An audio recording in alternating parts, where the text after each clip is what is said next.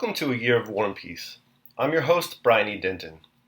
A Year of War and Peace is a daily, year-long, chapter-by-chapter reading of and meditation on Leo Tolstoy's epic novel, War and Peace. In these videos and podcasts, you'll be treated to a free reading of one chapter per day of the novel, plus a reflective essay I've written individually tailored to that day's chapter. These readings are offered for free, though if you'd like to support me, you can do so in one of three ways. First, you could purchase my ebook, A Year of War and Peace.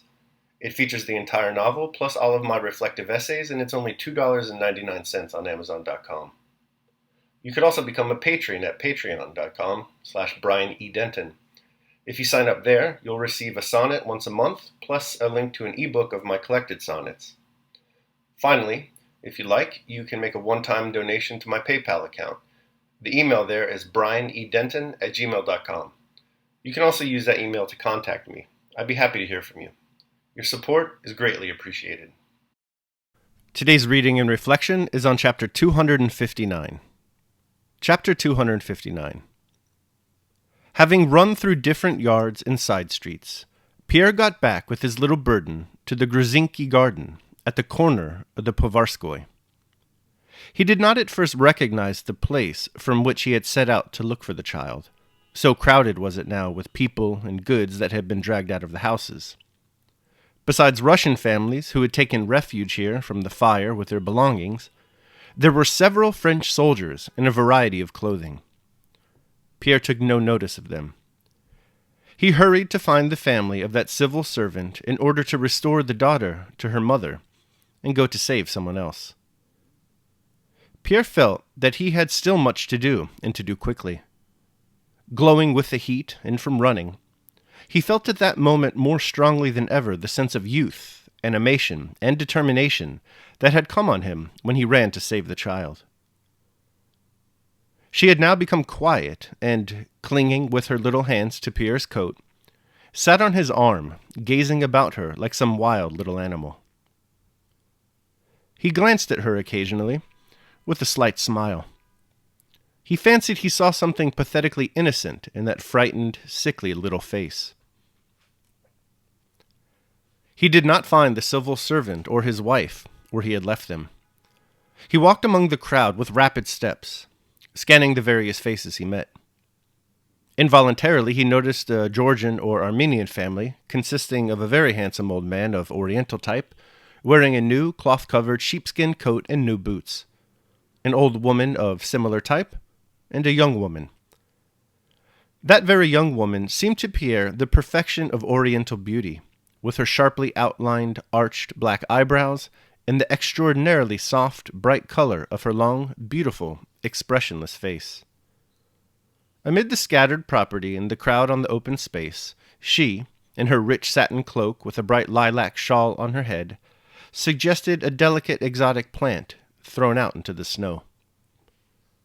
She was sitting on some bundles a little behind the old woman, and looked from under her long lashes with motionless, large, almond-shaped eyes at the ground before her.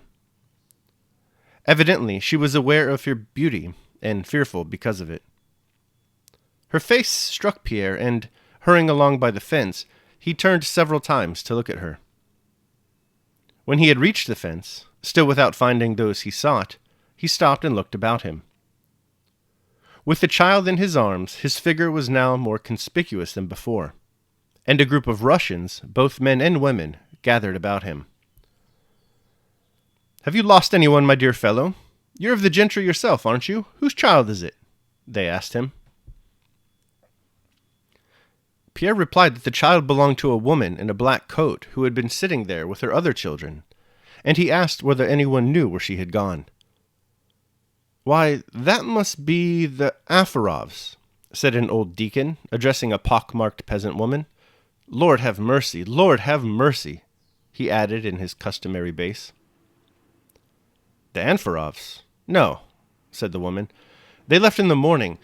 That must be either Mary Nikolaevna's or the Ivanovs." "He says a woman, and Mary is a lady," remarked a house serf. "Do you know her? She's thin, with long teeth," said Pierre. "That's Mary. They went inside the garden when these wolves swooped down," said the woman, pointing to the French soldiers. "Oh, Lord have mercy," added the deacon. Go over that way. They're there. It's she. She kept on lamenting and crying, continued the woman. It's she. Here, this way. But Pierre was not listening to the woman. He had for some seconds been intently watching what was going on a few steps away. He was looking at the Armenian family, and at two French soldiers who had gone up to them. One of these, a nimble little man, was wearing a blue coat tied around the waist with a rope. He had on a nightcap on his head, and his feet were bare. The other, whose appearance particularly struck Pierre, was a long, lank, round-shouldered, fair-haired man, slow in his movements and with an idiotic expression on his face. He wore a woman's loose gown of frieze, blue trousers, and large, torn Hessian boots. The little barefoot Frenchman in the blue coat went up to the Armenians, and, saying something, immediately seized hold of the old man by his legs, and the old man at once began pulling off his boots. The other in the frieze gown stopped in front of the beautiful Armenian girl, and with his hands in his pockets, stood staring at her, motionless and silent.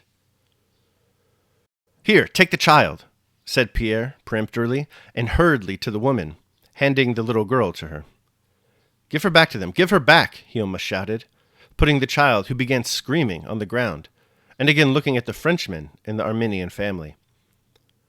The old man was already sitting barefoot. The little Frenchman had secured his second boot and was slapping one boot against the other. The old man was saying something in a voice broken by sobs, but Pierre caught but a glimpse of this.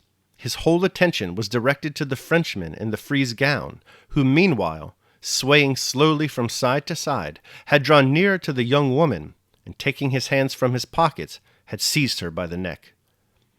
The beautiful Armenian still sat motionless and in the same attitude, with her long lashes drooping, as if she did not see or feel what the soldier was doing to her. While Pierre was running the few steps that separated him from the Frenchman, a tall marauder in the frieze gown was already tearing from her neck the necklace the young Armenian was wearing, and the young woman, clutching at her neck, screamed piercingly. "Leave that woman alone!" exclaimed Pierre hoarsely in a furious voice, seizing the soldier round his shoulders and throwing him aside. The soldier got up and ran away, but his comrade, throwing down the boots and drawing his sword, moved threateningly towards Pierre. "Voyons, pas de bêtises!" he cried. Pierre was in such a transport of rage that he remembered nothing, and his strength increased tenfold.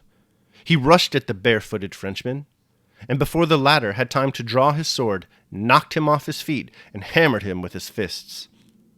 Shouts of approval were heard from the crowd around, and at the same moment a mounted patrol of French Uhlans appeared from around the corner. The Uhlans came up at a trot to Pierre and the Frenchman and surrounded them. Pierre remembered nothing of what happened after that. He only remembered beating someone and being beaten, and finally, feeling that his hands were bound and that a crowd of French soldiers stood around him and were searching him.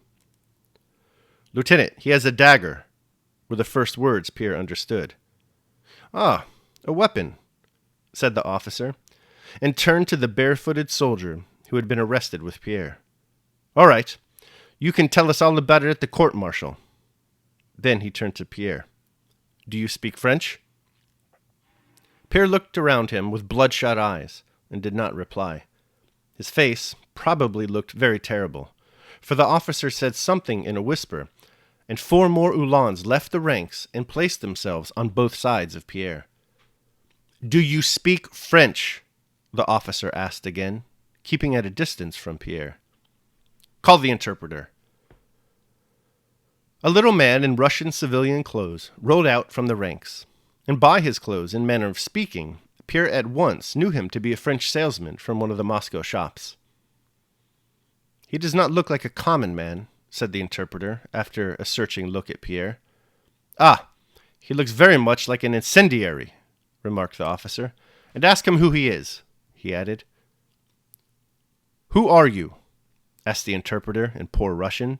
"You must answer the chief." "I will not tell you who I am. I am your prisoner. Take me," Pierre suddenly replied in French. "Aha!" muttered the officer with a frown. "Well then, march." A crowd had collected around the Uhlans. Nearest to Pierre stood the pock-marked peasant woman with the little girl, and when the patrol started, she moved forward. "Where are they taking you to, you poor dear?" said she. "And the little girl, what am I to do with her if she's not theirs?" said the woman. "What does that woman want?" asked the officer. Pierre was as if intoxicated. His elation increased at the sight of the little girl he had saved. "What does she want?" he murmured. "She is bringing me my daughter, and I have just saved her from the flames," said he. "Goodbye." And without knowing how this aimless lie had escaped him, he went along with resolute and triumphant steps between the French soldiers. The French patrol was one of those sent out through the various streets of Moscow by Durosnel's order to put a stop to the pillage, and especially to catch the incendiaries, who, according to the general opinion which had that day originated among the higher French officers, were the cause of the conflagrations. After marching through a number of streets, the patrol arrested 5 more Russian suspects: a small shopkeeper, 2 seminary students, a peasant, and a house serf, besides several looters. But of all these various suspected characters, Pierre was considered to be the most suspicious of all. When they had all been brought for the night to a large house on the Zubov rampart that was being used as a guardhouse, Pierre was placed apart under strict guard. All right, that concludes my reading of chapter 259 of War and Peace. I hope you enjoyed it. I will now proceed to my reflection on the same. A Year of War and Peace, Day 259. More than mere bodies. Speakers and practitioners of truth, religion, and philosophy are often punished for the good works. Jesus Christ was crucified. An assassination plot drove Muhammad from Mecca to Medina. Martin Luther King Jr. and Malcolm X were both assassinated. Socrates, of course, was sentenced to death. They burned Giordano Bruno at the stake. Pierre Bezukhov, having just rescued a little girl from death by fire and then defended an Armenian family from an unjust assault, is rewarded for his good deeds with arrest and imprisonment. This is only the beginning of Pierre's miseries. We're now approaching the final stretch of the novel, and for Pierre at least, it's going to get a lot worse before it gets better. He'll be starved, shackled, and abused. There will be something curious to note, though. The more suffering his body endures, the closer he approaches a certain type of philosophical enlightenment. The lesson here is that we are more than our bodies. Perhaps then, after closer inspection, our favorite speakers and practitioners of truth, religion, and philosophy did not truly suffer. For while their flesh was brutalized, their ideas endured as they rose above. Daily meditation. A brave man. He remains ready for action, and whatever happens, he gives to it his own color, for he is far more powerful than all external circumstances. I do not say that he does not feel them, but he overcomes them, and even quietly and calmly rises superior to their assaults. He looks upon all his adversities as experience. Seneca, on Providence.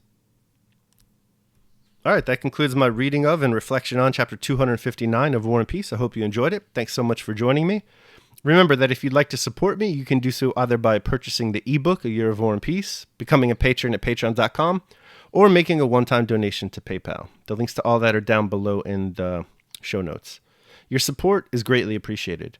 Tomorrow we'll be reading and reflecting on chapter 260. I hope you'll join me. Until then, take care of yourselves and others.